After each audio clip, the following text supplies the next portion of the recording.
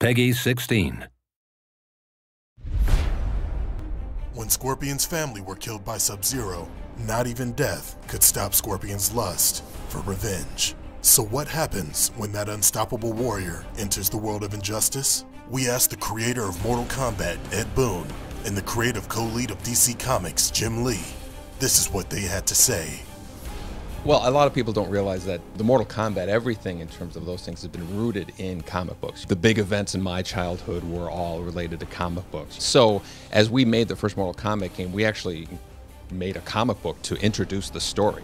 We felt that in doing a DC game, to have a guest character who was kind of rooted in comics seemed like a kind of natural fit for the game.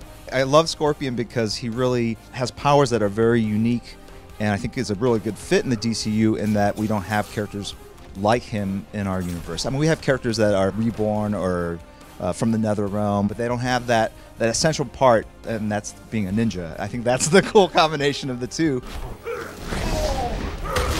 We certainly thought that Scorpion belonged in the gadget character. He can't lift up a car like Superman, but he's very agile. He's a ninja. He can jump all over the place. So that seemed like a natural thing. And then we kind of had to dial down the blood.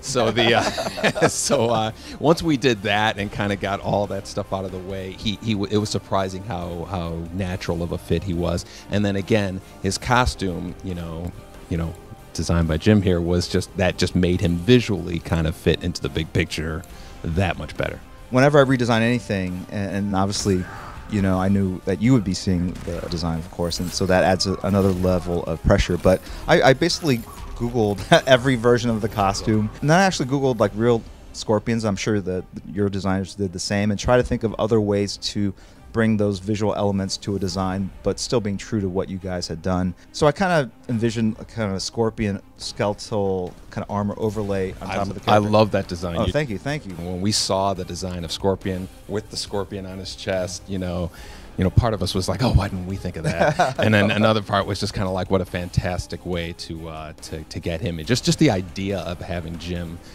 design one of our Mortal Kombat characters is just such a perfect full circle moment for us.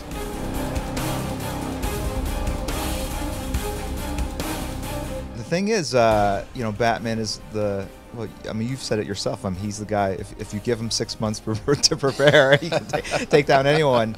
But Scorpion, can he truly be killed, though, really? If you put them together, I've just, growing up with Batman, I think it would be a little arrogant to say that a character I was helped in creating would beat Batman. So I'd have to say Batman if I had to choose one. You cannot harm me.